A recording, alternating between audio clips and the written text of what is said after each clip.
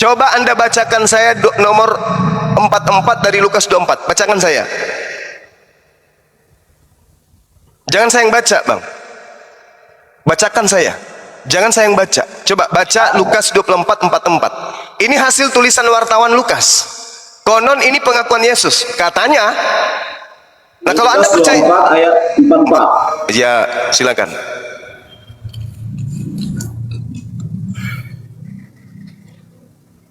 Ia berkata kepada mereka, inilah perkataanku yang telah kukatakan kepadamu ketika aku masih bersama-sama dengan kamu, yakni bahwa harus digenapi semua yang ada tertulis tentang aku dalam kitab Taurat Musa dan kitab Nabi-Nabi dan kitab Mazmur. Oke. Nah, mana tertulis harus tergenapi semua yang tertulis di dalam kitab Lukas, Markus, Matius, Roma, Galatia? Ini kan mana dikatakan nubuatan tentang aku yang di kitab para nabi dan Mazmur. Nah, apa bunyinya? Artinya tidak semua di kitab nabi itu nubuatan Yesus. Nah, yang tolong Anda naikkan tunjukkan. itu tadi, Anda baca itu bukan nubuatan Yesus. Itu yang Anda pilih supaya cocok mendukung logika Anda.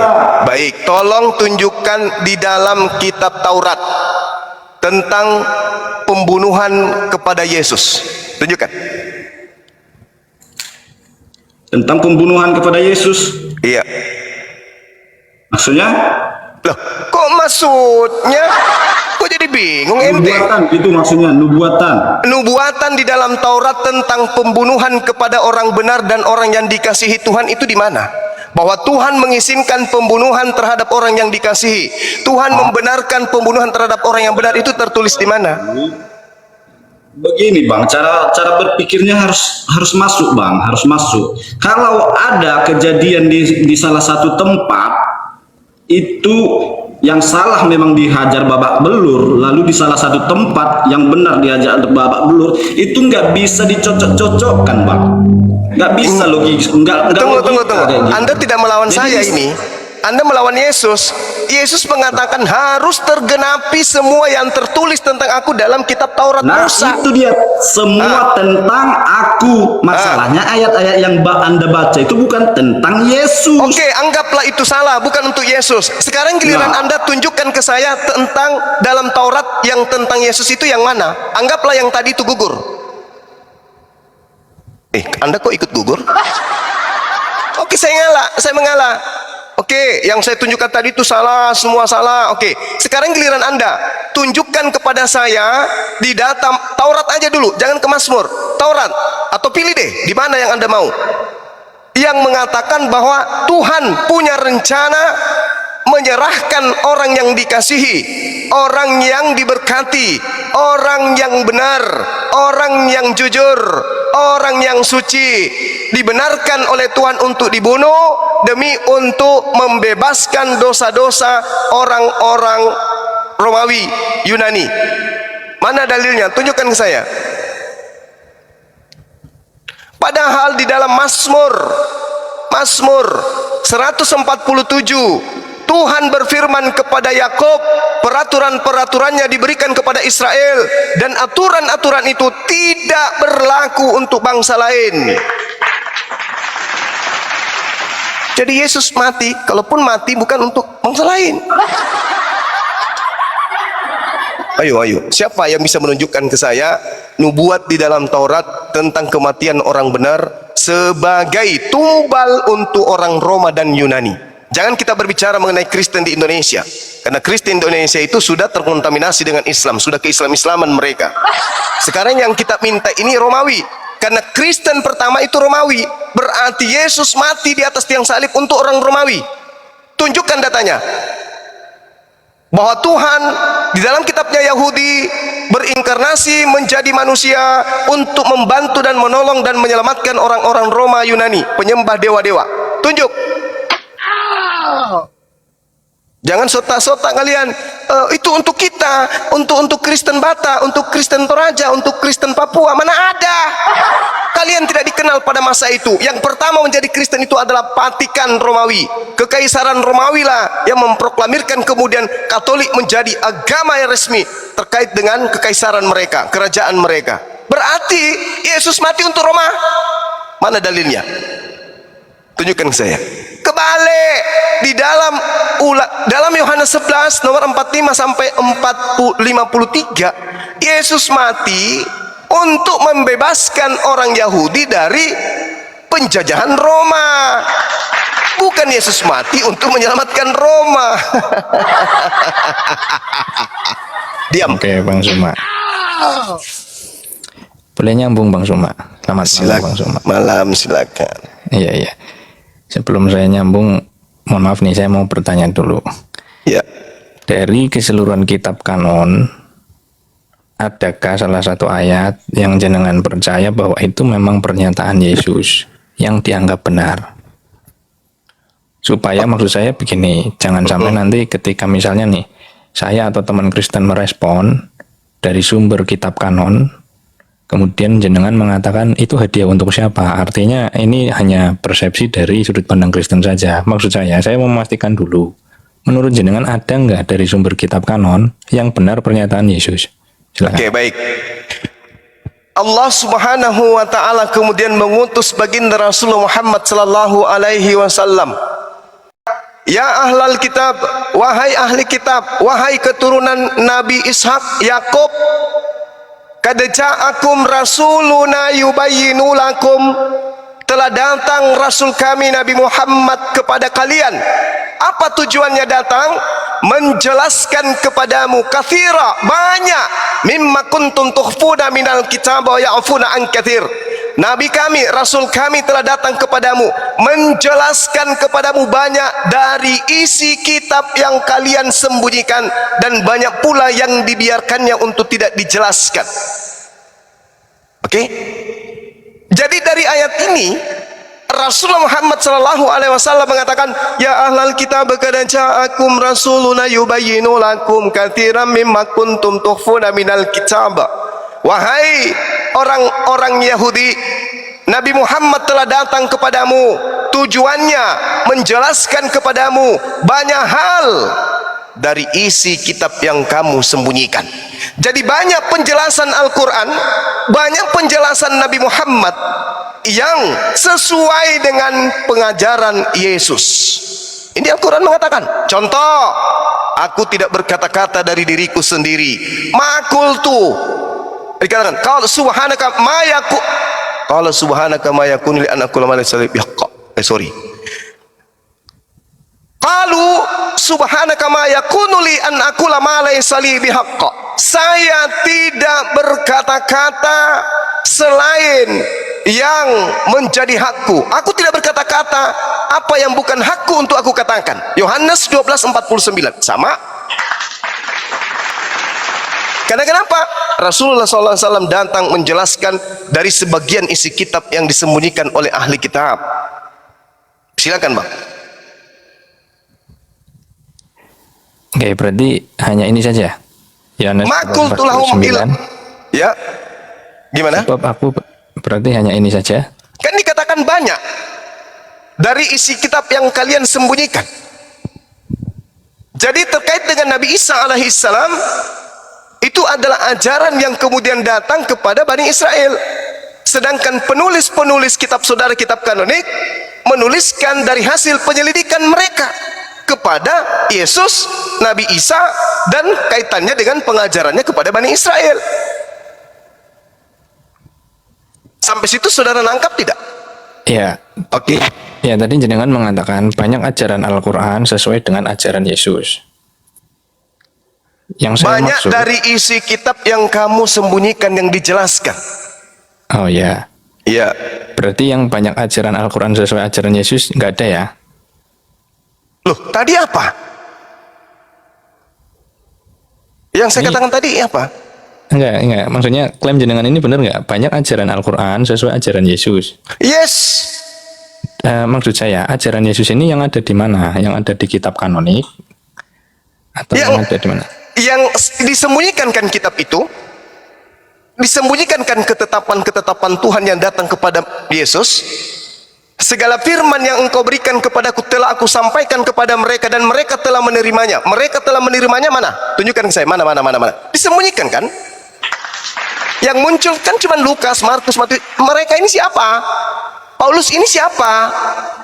Orang-orang yang tidak dikenal oleh Yesus, tapi mereka menuliskan hasil penyelidikan tentang peristiwa-peristiwa yang terjadi pada masa itu. Jadi, yang sampai ke kami, yaitu Bible Anda, ada yang sama isinya dengan yang disampaikan Rasulullah terkait dengan orang-orang Yahudi. Itu maksudnya. Iya, kan ada yang sama. Yang saya bingung begini, jenengan mengatakan banyak ajaran Al-Quran sesuai ajaran Yesus, tetapi di sisi lain jenengan juga mengatakan banyak yang disembunyikan. Ya. Ini sama dengan yang mana, yang disembunyikan atau sama yang dikanonik? Kalau Banyak yang disembunyikan, banyak dari mana juga. jenengan tahu? Mana kitabnya Nabi Isa, Yesus? Ingat, Markus 1:14, Yesus datang memberitakan Injil Allah. Mana Injil Allah? Iya, anggap saja itu disembunyikan. Terus jenengan sembunyikan. mengatakan banyak ajaran Al-Quran sesuai. Dari mana jenengan tahu? Statusnya kan disembunyikan. Ya, Al-Quran sudah menjelaskan tuh. Nabi Isa datang kepada Maria, kepada Bani Israel. Ajaran-ajarannya jelas. Apa yang disampaikan kemudian oleh Nabi Isa kepada mereka, Bani Israel. Dalam surah Maryam, As-Sukruf, Al-Ma'idah, Ali Imran, itu membahas tentang Nabi Isa. Berarti sesuai dengan ajaran Yesus yang disembunyikan kan, bukan yang kanonik. Kalau kanonik kan yang terlihat nih. Iya, betul. Ya, artinya karena kanonik ini yang terlihat, otomatis kan berlawanan dengan ajaran Al-Quran. Oh, kok bisa berlawanan? Kalau yang disembunyikan kan sesuai. Banyak Iya. ajaran Al-Quran sesuai ajaran Yesus yang disembunyikan. Kitab kanonik itu hasil dari wartawan. Coba didengarkan dulu. Iya, paham saya, Pak. Wartawan, iya, berarti kalau wartawan yang menulis ada aspek kebenaran di dalamnya, tapi tidak sampai kepada kalam ilahi. Karena cuman hasil penyelidikan. Boleh saya bicara? Iya, lanjut. Ya, saya mau memastikan itu aja dulu, Bang Suma. Maksud saya supaya nanti ketika saya merespon bisa Ya, masuk begitu. silakan. Sabar dulu teman yang satu. Silakan Anda respon. Silakan. Ya, saya ikuti tadi yang jenengan bilang banyak ajaran Al-Quran sesuai dengan ajaran Yesus, tetapi menurut Al-Quran yang disembunyikan. Kan begitu. Sementara yang ada sekarang, realitanya yang sekarang itu hanya ada kitab kanonik. Menurut kita, kitab kanonik itu ya sudah itu saja yang jadi sumber kita, kan begitu. Iya. Dalam konteks ini berarti kitab kanonik dengan sumber dari Al-Quran kan berbeda, otomatis bertentangan. Tidak mungkin Al-Quran sama dengan ajaran Yesus yang ada di kanonik. Misalnya Yesus dikatakan wafat, sementara di Al-Quran dikatakan tidak, kan berlawanan. Dan harus seperti itu. Yesus mengatakan dirinya tidak wafat. Di kitab kanonik saya bilang. Ya, di kitab Itu kanonik. sebelum kematiannya Di kitab dibilang. kanonik justru Yesus mengatakan dia tidak wafat. Ya, yakin. Mau dalilnya? Mau dalilnya? Saya kasih kalau mau. Di kitab kanonik, Bang Suma. Iya. Kitab kanonik di dalam kitab Matius, Yesus mengatakan dia tidak wafat. Saya tunjukkan kalau mau. Loh, banyak ayat yang mengatakan dia disalib. Ya, makanya dikatakan Disalib, Al-Quran ya. Saudara, makanya Al-Quran mengatakan berselisih paham. Artinya apa? Antar penulis kitab saudara dengan penulis yang lain itu bertentangan, berselisih paham. Bahkan satu penulis tulisannya bertentangan satu sama lain. Al-Quran tidak pernah keliru tentang itu. Iya, maksud saya gini loh, artinya kisah di Yang dalam berkata-kata Alkitab- siapa ya Bang? Sebentar, Bang Iwagi. Sebentar. Yesus mengatakan dia tidak dibunuh. Ada dalilnya. Ya, saya mau menegaskan statusnya gini loh, Bang Suma. Iya. Jadi, posisi Alkitab kanon menyatakan Yesus disalib. Al-Quran menyatakan tidak disalib. Dan ini sudah betul karena menurut Al-Quran ada ajaran yang disembunyikan, kan begitu? Ajarannya Nabi Isa, ajarannya Yesus yang disembunyikan. Iya, bagian dari yang disebut Al-Quran itu kan bagian dari yang katanya disembunyikan. Iya. Yang ditulis oleh berita ini. Betul. Jadi statusnya itu kan memang berlawanan. Ya, silakan aja Anda pahami seperti itu. Karena kan posisinya Al-Quran menyempurnakan, begitu kan? Iya. Nah, oke. Jadi dalam hal ini sudah jelas, memang posisi Alkitab memang harus Yesus itu wafat. Dalam posisi Al-Quran sebagai pembenar itu dikatakan tidak wafat. Ya, Dengan betul. istilah lain misalnya diserupakan dan lain-lain. Begitu juga yang saya maksud tentang peristiwa Yudas. Di dalam Alkitab ceritanya tentang Yudas sudah fix itu menurut pemberitaan bahwa Yudas memang wafat. Dia bunuh diri. Bukan atas persepsi lain begitu loh. Lah, Dan Matius posisi- 27 nomor 5 itu kenapa? Mati pada saat itu hanya mati disalib. Itu kan di notisnya, di keterangan. Ya, itu keterangan. Iya, Itu ya, keterangan. Tapi- Itu salah, keterangannya Bukan, salah. Enggak. Tetapi cerita di Alkitab tetap menerangkan, sekalipun misalnya disalib deh, entah posisinya bagaimana, tetap menerangkan perbedaan antara kematian Yudas dengan kematian Yesus. Sekalipun itu misalnya dikatakan disalib, tetapi itu dalam peristiwa yang berbeda dan harus seperti ini supaya Al-Quran juga sesuai dengan garisnya, meluruskan, kan begitu. Nah, sekarang begini, saudara. Apakah buku yang Anda anggap kitab kanonik itu ajaran dari Yesus langsung? Itu dulu. Nah, kalau dari sudut pandang Kristen, otomatis kita percaya sepenuhnya kitab kanonik, termasuk surat Paulus. Pertanyaan saya, apakah itu ajaran Yesus langsung? Iya, menurut kita sebagai orang Kristen, kita percaya tersebut karena memang sumber Pertanyaan saya satu-satunya padahal itu. sederhana loh. Pantasan Anda tidak bisa mualaf karena Anda menutup akal. Yang saya tanya, apakah penulis-penulis kitab kanonik ini bertemu langsung dengan Yesus? Itu loh pertanyaan saya. Ya atau tidak? Kalau bertemu kan menurut sumber sejarah memang tidak. Nah, tidak, udah selesaikan situ. Kan tidak kan? Kan Iya, tidak. tapi- Berarti pemberitaan itu tidak akurat, berasal dari Yesus. Bisa saja ditambahi, bisa saja dikurangi. Kenapa? Karena mereka bukan oknum yang berbicara langsung kepada Yesus. Sedangkan Yesus mengatakan di dalam Yohanes 17:8, menurut penyelidikan daripada orang yang menulis di buku Yohanes, apa yang dikatakan oleh Yesus? Segala firman yang engkau berikan kepadaku telah aku sampaikan kepada mereka dan mereka sudah menerimanya, telah menerimanya. Setelah firman-firman itu diterima oleh murid-muridnya, murid-muridnya percaya kalau dia adalah utusan Tuhan, utusan. Nah, itu murid yang menerima langsung. Sedangkan penulis-penulis kitab saudara menarasikan Yesus itu Tuhan. Nyambung enggak? Nyambung tidak dengan orang-orang yang menerima firman dari Yesus, yang percaya Yesus sebagai rasul, dengan orang-orang yang menulis kitab saudara yang menyampaikan kabar berita bahwa Yesus itu adalah Tuhan? Nyambung tidak? Jujur dong, pakai akal. Ya, gini. Enggak, tunggu. Nyambung tidak, saudaraku, bro admin? Nyambung tidak? Pengakuan Yesus, murid-muridnya telah menerima dan percaya dia adalah utusan. Dengan penulis kitab saudara yang mewartakan kepada Roma Yunani bahwa Yesus adalah Tuhan. Nyambung tidak?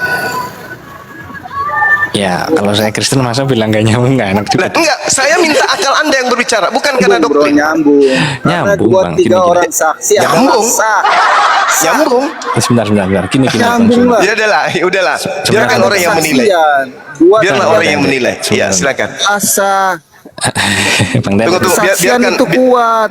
Oke. Biar Sebentar, saudara Bang admin Ya kan? dulu. Sebentar, Bang Teten. Ya, jadi gini, dalam konteks Yesus sebagai utusan, orang Kristen juga percaya, termasuk saya juga percaya. Dalam konteks Tuhan, ini memang rujukannya kepada pengakuan keilahian Yesus yang berkembang setelah penulisan Alkitab. Baru setelah itu melalui kanon barulah mulai ditegaskan lagi tentang keilahiannya atau ketuhanannya. Itu pun bersumber dari kitab kanonik. Yang tadi menurut Bang Suma dalam ukuran Al-Quran itu memang banyak yang disembunyikan. Kan begitu. Artinya begini, dalam jalur kepercayaan orang Kristen Yesus Tuhan, sumbernya adalah kitab kanonik. Yang menurut Bang Suma ada yang disembunyikan. Entah benar atau salah, yaitu memang sudut pandangnya Kristen. Kan begitu. Dari sudut pandang Al-Quran sudah pasti apa yang ada di dalam kitab kanonik keliru atau ada yang kurang. Maksud saya ingin menegaskan posisinya memang harus seperti ini. Tidak bisa kemudian dalam kitab kanonik ada hal-hal yang mungkin mendukung dalam pandangan Al-Quran, karena yang seharusnya memang harus bertentangan begitu loh Bang. Oke, boleh saya bicara? Nah, silakan. Nah, jadi begini, ketika berbicara mengenai kitab saudara, maka itu di dalam Al-Quran surah Al-Baqarah ayat 78 sampai 79 itu berbicara tentang kitab saudara. Wa minhum ummiyuna la ya'lamunal kitaba illa amaniya wa inhum illa yazunnun. Di antara mereka para wartawan ini ada yang tidak memahami kitab suci kecuali hanya berangan-angan dan mereka hanya menduga-duga. Yang disebut menduga kadang benar kadang salah. Fawailul lilladzina yaktubuna alkitaba biaidihim thumma yaquluna hadza min indillah liyastaru bihi thamanan qalila. Maka celakalah orang-orang yang buta tadi, yang menulis sebuah buku dengan tangan mereka sendiri kemudian berkata ini dari Allah dengan maksud untuk menjualnya dengan harga murah, menjual dengan harga murah. Maka celakalah mereka karena tulisan tangan mereka dan celakalah mereka karena apa yang mereka perbuat. Itu untuk kitab kanonik. Sedangkan ketika berbicara di dalam Al-Quran surah Ali Imran yang tadi fawailul lilladzina, yang dikatakan ya ahlal kitab qad ja'akum rasuluna, itu berbicara tentang kitabnya Nabi Isa, beda dengan kitab saudara.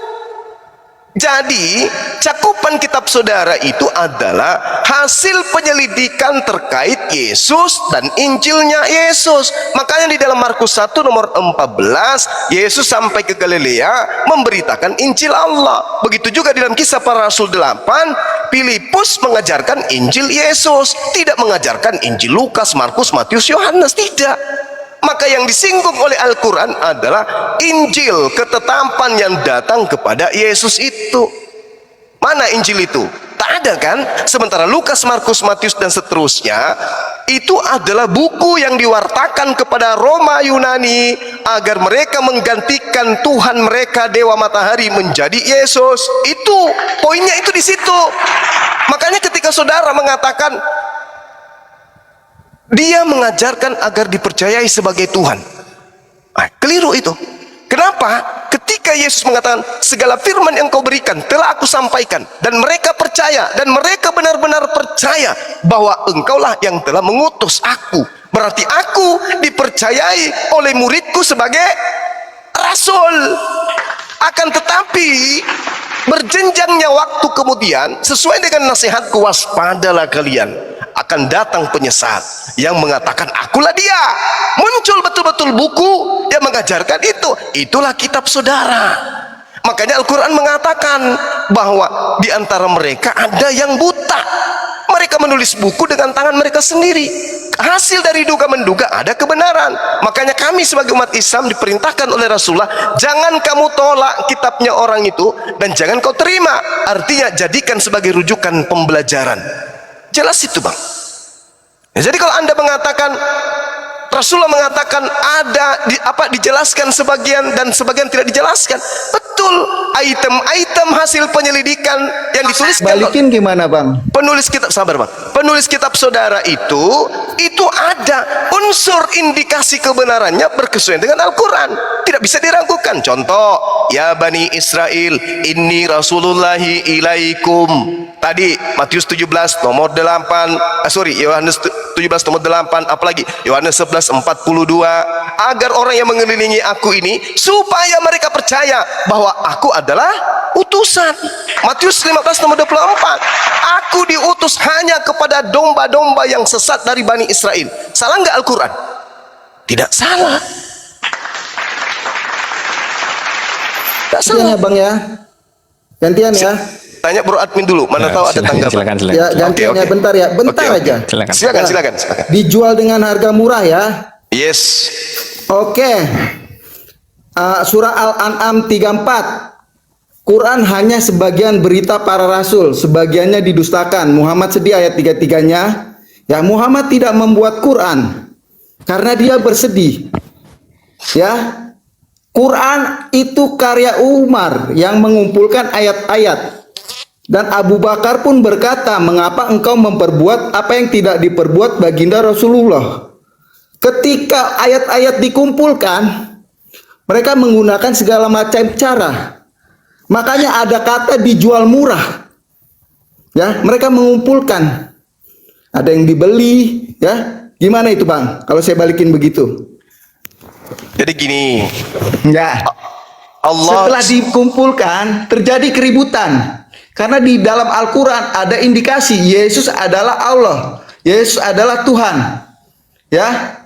Kalau Anda baca pelan-pelan ada banyak. Kayak Al-Nahl 124. Ya kan, Al-Furqan 6 dan 7. Itu berbicara tentang Yesus adalah Allah. Ketika Rasul datang ditolak, iman Muhammad ditolak tuh. Di surah Al-An'am 19 dan 164 ya, 164-nya ada penebusan itu. Ya. Ya, Quran itu hanya sebagian berita para rasul, bro. Muhammad itu orang Kristen. Kata Buya Sakur nih ya.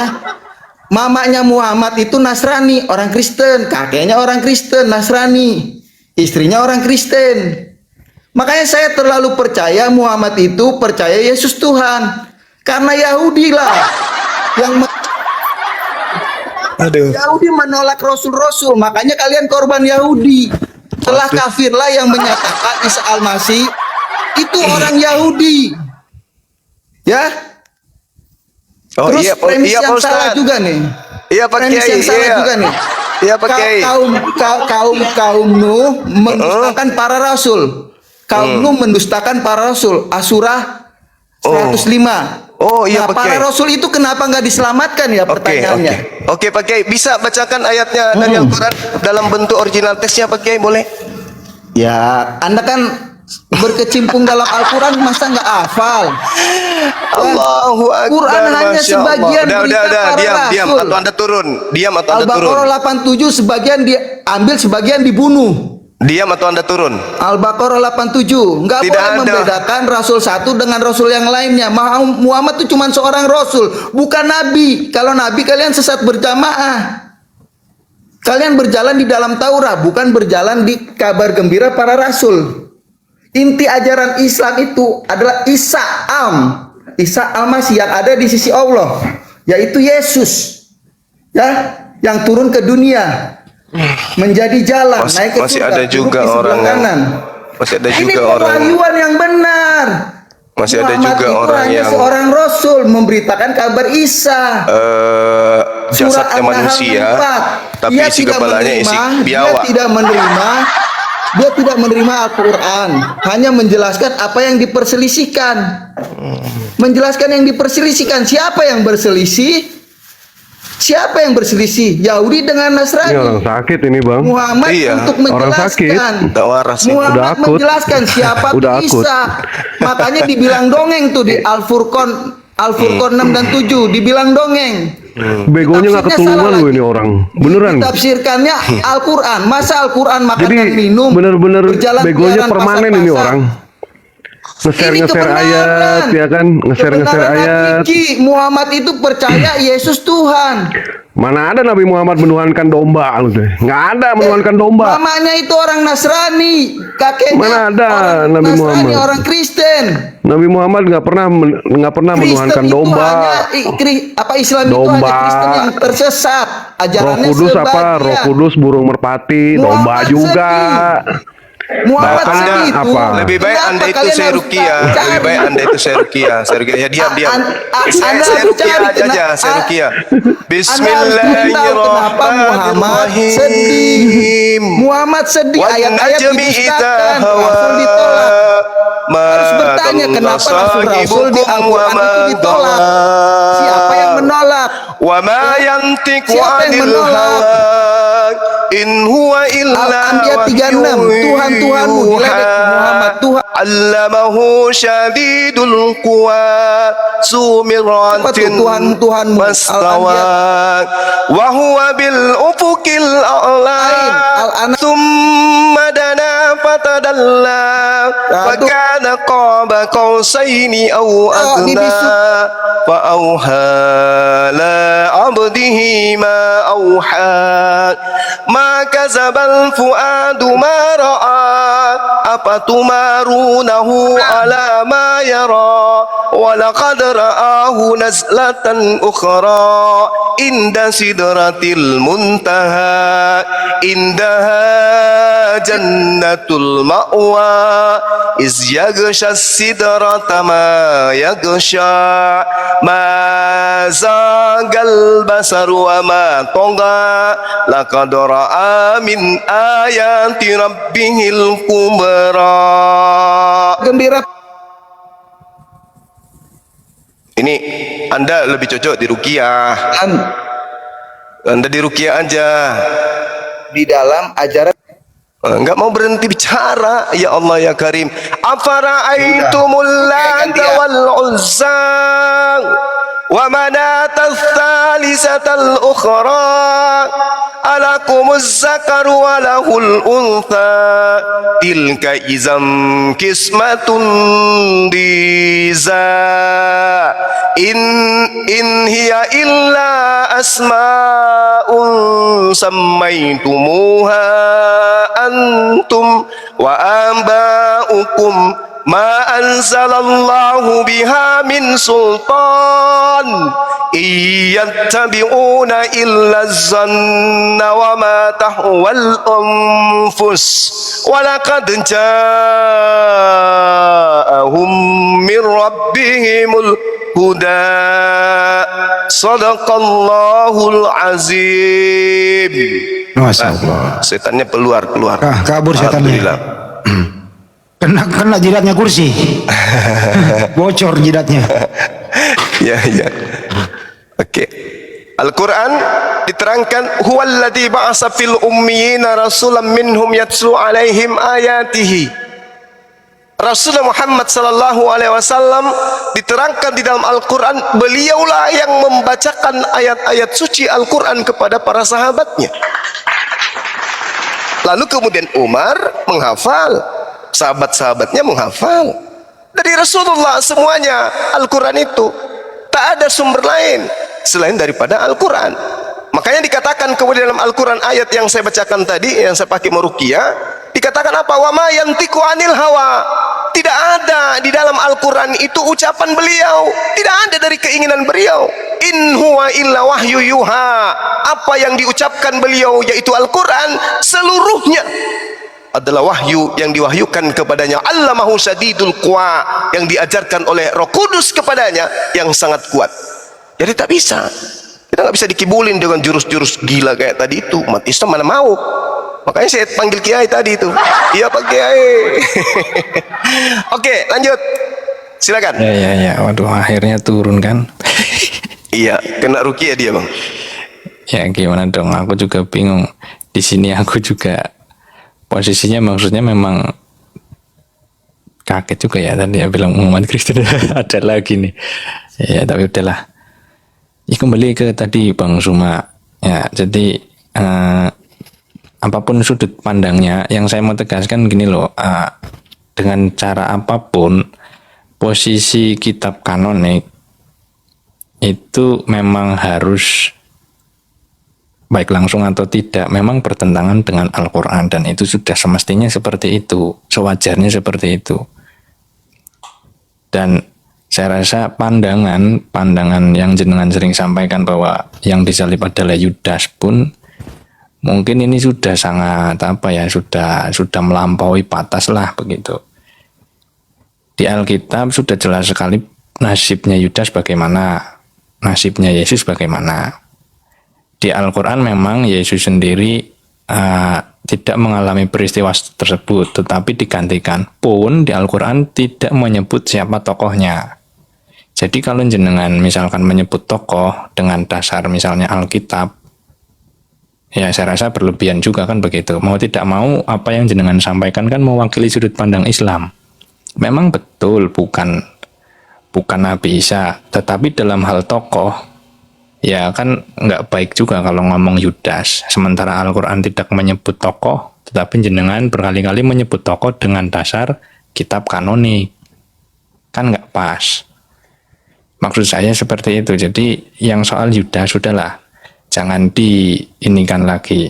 Karena ternyata beberapa teman muslim juga saya tanya, ada yang menjawab bukan Yudas. bahkan dikatakan murid yang setia. Karena pada waktu ditangkap, dia tidak memberontak, bahkan diam saja, seolah-olah benar sekali ini adalah Yesus, Isa itu sendiri.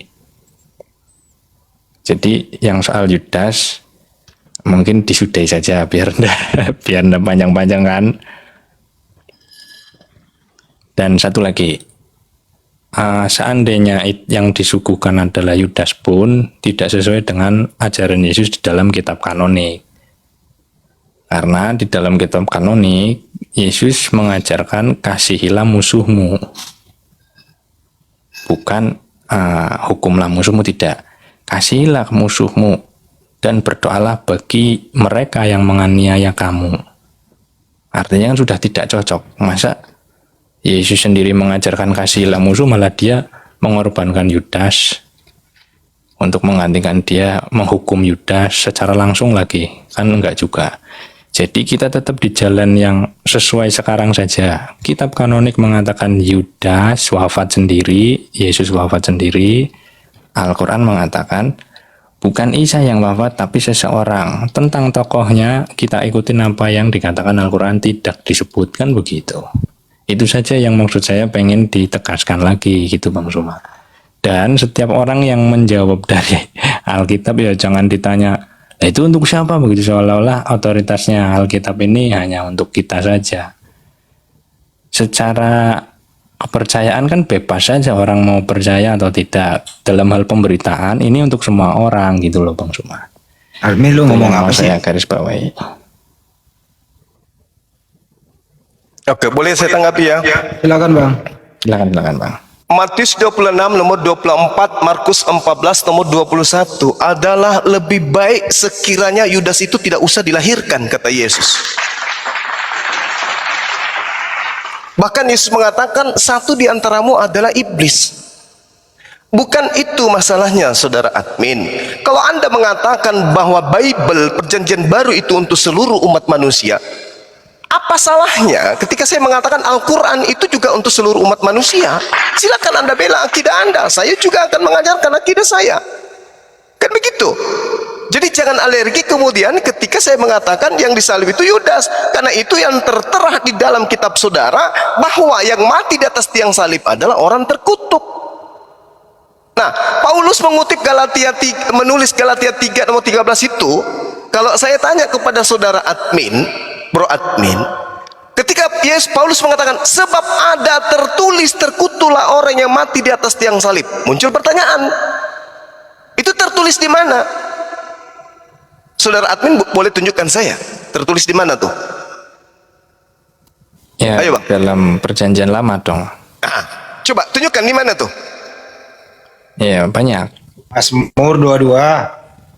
Ya, dan bahkan dikatakan terkutuklah orang yang tidak menjalankan hukum Taurat. Bukan. Terkutuklah orang yang disalib, bukan Taurat. Terkutuklah orang yang mati di atas tiang salib. Sebab ada tertulis, terkutuklah orang yang mati di atas tiang salib. Itu tertulis di mana? Ajarin saya. Kalau salibnya mungkin nggak ada ya, tapi pada tiang ada. Salib itu kan nanti di Indonesia. Karena itu bahasa Quran. Yang iya Pak. Oke. Betul, salib itu tidak ada dalam bahasa Yunani, nggak ada. Ini yang kurang dicermati kemudian oleh saudara-saudara Kristen. Salib itu bahasa Quran. Kalau kita berbicara mengenai salib berarti orang yang digantung di atas tiang. Kalau dalam bahasa Yunani kan stauros. Beda dengan salib, stauros itu atau ksiron, digantung. Salib itu bahasa Quran, tak ada, cuma di Indonesia menggunakan itu. Maka saya bertanya, di mana kutipan itu terdapat di dalam kitab Yahudi menurut Galatia 3 nomor 13? Tolong tunjukkan kepada saya. Iya. Di mana? Kayu paling pada tiang ada. Di mana itu? Kayu. Di mana itu, Bang? Di Ulangan toh. Nah, di Ulangan berarti kita harus rame-rame ke Ulangan. Apa yang tertulis di Ulangan? Kita lihat. Ulangan yang dimaksud adalah Ulangan 21. Maka kita harus lihat apa yang terjadi di sana sebenarnya. Apabila seseorang berbuat dosa nih. Iya. Apabila seseorang berbuat dosa yang sepadan dengan hukuman mati, dosa apa yang dilakukan oleh Yesus? Coba. Saya boleh tahu? Ya tidak ada. Kalau Tidak ada. sudut pandang Oke, itu enggak. tidak ada. Sekarang dosa apa yang dilakukan oleh Yudas? Berkhianat. Berkhianat, Iya. fasik, makan suap. Betul? Iya, iya, iya. Pantas tidak Yesus di sini ketika dikatakan apabila seseorang berbuat dosa yang sepadan dengan hukuman mati, pantas gak Yesus di sini? Ya seharusnya tidak. Tidak. Sementara Paulus mengambil data ini dari sini. Iya. Ayo. Jadi yang terkutuk sebenarnya ini siapa? Yudas atau Yesus? Banyak. Bukan hanya Yudas, tetapi imam-imam Farisi, jemaat yang terhasut oleh imam Farisi, dan orang-orang yang merencanakan perencanaan kepada Yesus, itu adalah orang-orang jahat atau orang-orang yang tadi disebut. Harusnya oke. mereka semua ini Oke, yang baik. dihukum, kan begitu. Data 23-nya, Bung, ketika diterang apabila seseorang berbuat dosa yang sepadan dengan hukuman mati, lalu dia dihukum mati, kemudian kau gantung dia pada sebuah tiang. Yudas kan yang cocok di sini? Ya bukan Yudas saja. Tunggu. Semua orang. Jangan dulu ke sana. Yudas kan cocok di sini? Oke, Yudas. Salah satunya boleh Yudas. cocok. Salah satunya boleh. Salah satunya Yudas. Oke. Nah sekarang data 23-nya yang dikutip oleh Paulus. Maka janganlah mayatnya dibiarkan semalam-malaman pada tiang itu, tetapi haruslah engkau menguburkan dia pada hari itu juga. Sebab seseorang yang digantung terkutuk oleh Allah. Nah sekarang Yudas tadi terkutuknya ini karena apa?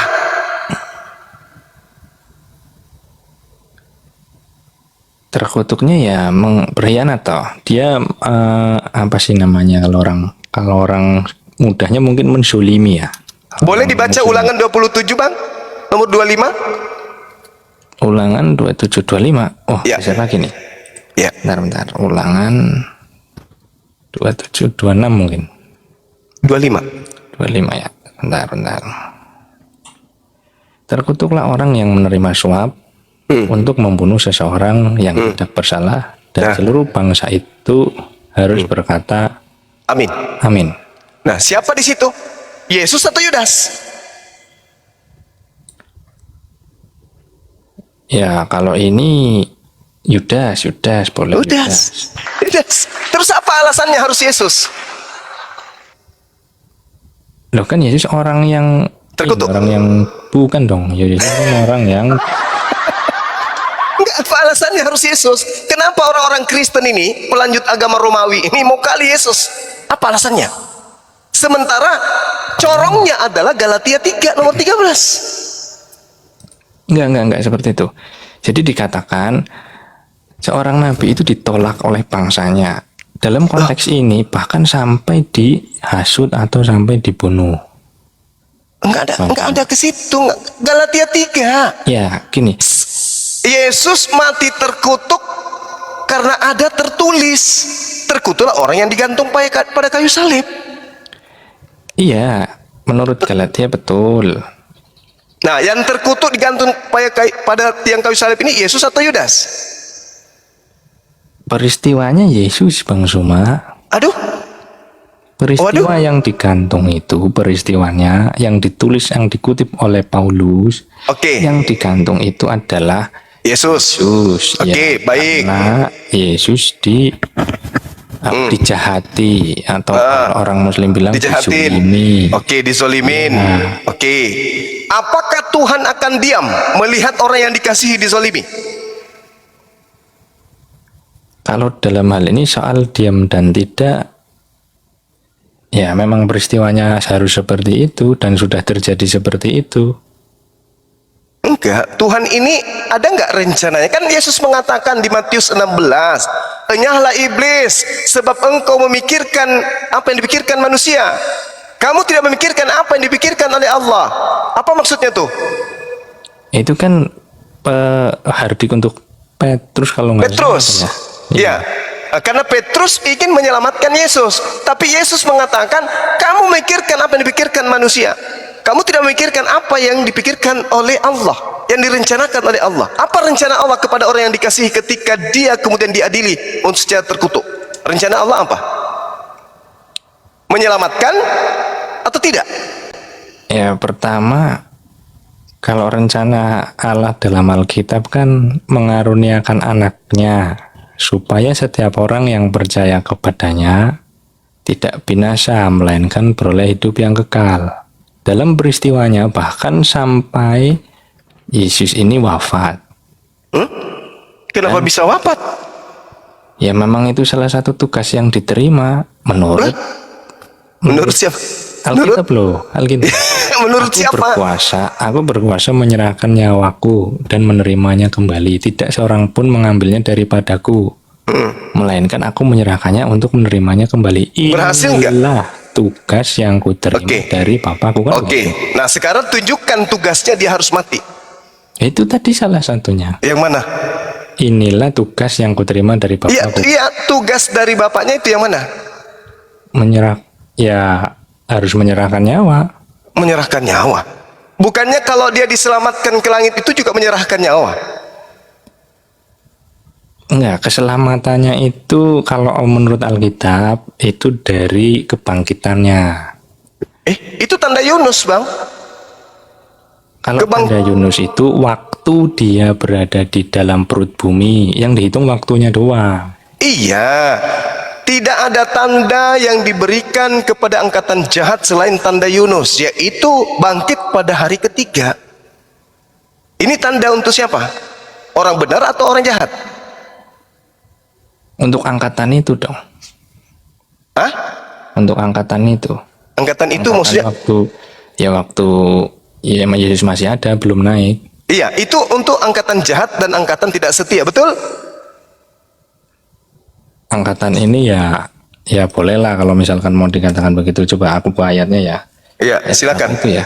Matius 12 nomor 38 sampai 40. Matius 12. Matius berapa tadi Bang? Sorry. 12. 12 ayat 38 sampai 40. 38. Pada waktu itu kan Iya, tanda Yunus. orang Yahudi. Pada waktu itu berkatalah beberapa ahli Taurat dan orang Farisi kepada Yesus, "Guru, kami ingin melihat satu tanda daripadamu." Tetapi jawabnya kepada mereka, "Angkatan yang jahat dan tidak setia ini menuntut suatu tanda, tetapi kepada mereka tidak akan diberikan tanda selain tanda Yunus. Sebab seperti Yunus tinggal dalam perut ikan 3 hari 3 malam, demikian juga anak manusia akan tinggal dalam rahim bumi 3 hari 3 malam. Nah, itu tanda untuk siapa, Bang? Untuk angkatan ini, untuk ahli Taurat dan orang Farisi. Untuk angkatan jahat Ya, angkatan jahat. dan angkatan tidak Angkatan yang setia. jahat dan tidak setia ini, ya. Ya. Nah, terus siapa yang mengaminkan? Ya, semua toh. Kok semua? Ya, baik orang Taurat, orang Farisi, kemudian murid-murid Yesus juga kan mengaminkan itu peristiwa penyaliban. Di mana kemudian murid-muridnya Ya, di menunggu? Alkitab dong. Di mana muridnya menunggu kebangkitan? Di rumah. Ya, ada dalilnya? Ya, iya, kalau Alkitab kan ada pada waktu kebangkitan. Iya, maksud Yesus saya menjumpai para murid. justru ketika kemudian dia dijumpai menurut Lukas 24 nomor 44 dan seterusnya, 336 dan seterusnya, di situ jelas muridnya kaget dan ketakutan sebab mengira melihat hantu. Betul, pada mulanya begitu memang. Mana bukti kalau mereka menunggu detik-detik kebangkitan hari Minggu, hari ketiga? Ada nggak murid-muridnya menunggu? Kalau menunggu ya nggak ada waktu. Ya nggak Mereka ada. mengurung. Berarti mereka tidak menjadikan bangkit hari ketiga itu sebagai tanda. Mereka tidak ngeh dengan itu karena mereka bukan angkatan jahat. Justru yang berpesta pora tentang kebangkitan hari ketiga ini Roma dan Yunani. Ayo, betul nggak? Ya bukan berpesta pora dong, Bang. Sudah 2000 tahun orang Kristen berpesta mengaku sebagai anak Tuhan, orang yang dijamin surga dan seterusnya karena tanda Yunus ini. Sedangkan tanda Yunus ini Yesus stempelkan kepada angkatan jahat dan orang yang tidak setia, yaitu orang Farisi. Siapa Farisi di sini yang mendirikan kemudian kepercayaan bangkit hari ketiga? Paulus. Maka pengikut Paulus mengikuti pola angkatan jahat dan angkatan tidak setia. Kenapa Paulus dikatakan angkatan tidak setia? Karena meninggalkan Taurat. Bang Juma, potong sebentar bang. Iya, katanya silakan. di bawah ada yang mau mualaf itu atas nama Heri. Bang Jul, Julius. Ya. Di bawah katanya ada yang mau mualaf itu Heri Advertising. Oh ya, tunggu. Tolong kirim permintaan Pak Heri. Udah, atau naik. Ya.